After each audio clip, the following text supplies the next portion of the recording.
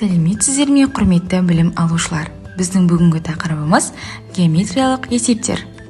Олимпиадада кездесетін есептердің көп бөлігі геометриялық есептермен өте тығыз байланысты. Геометриялық есеп түрлеріне фигуралардың ауданын есептеу, фигуралардың өзара орналасуын анықтау, объектілер арасындағы қашықтықты табу, шеңбердің орталықтары мен радиусын табу сияқты есептер жатады. Геометриялық есептерді шешуде кеңінен қолданылатын Python кітапханалары. Бірінші, MAS кітапханасы. Pythonның математикалық функцияларына арналған стандартты модуль. MAS кітапханасында төмендегідей функциялар бойынша есептер шығара аламыз. Олар логарифмдік функциялар, тригонометриялық функциялар, гиперболалық функциялар және бұрышты түрлендіру функциялары. Олимпиада барысында MAS кітапханасын қолдану арқылы есепті шешу өте тиімді әрі жеңіл. Өйткені MAS кітапханасы көптеген математикалық және геометриялық функцияларды қабылдайды. Екінші кең қолданыстағы кітапхана Matplotlib кітапханасы. Геометриялық фигуралар мен есептеу нәтижелерін визуализациялау үшін пайдалануда өте тиімді.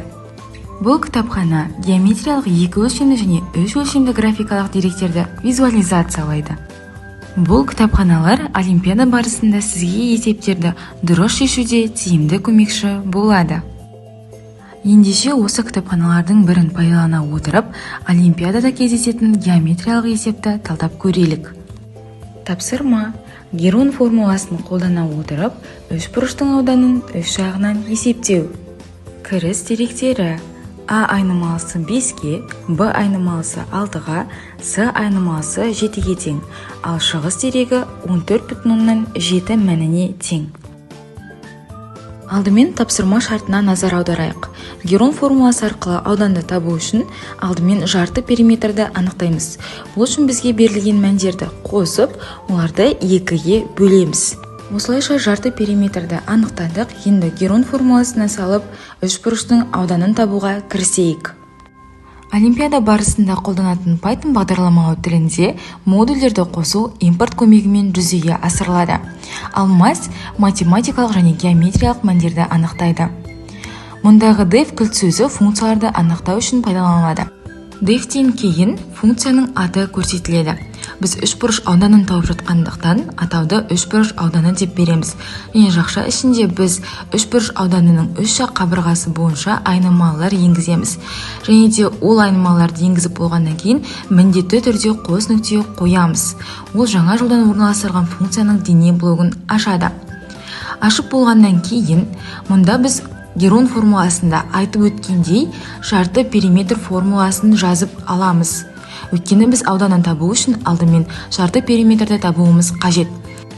Жарты периметр мәнін анықтап болған соң, біз ауданды табуға кірісеміз. Мұнда сіздер S немесе аудан немесе басқа да айнымалы енгізулеріңізге болады.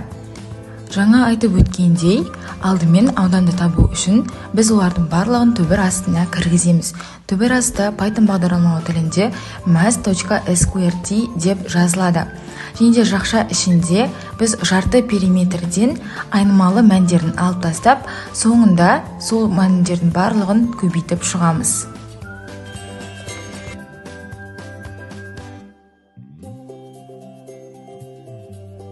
Еке білім алушылар, біз формулаларды толықтай жазып болдық. Енді return функциясын бір мәнді қайтару үшін пайдаланамыз.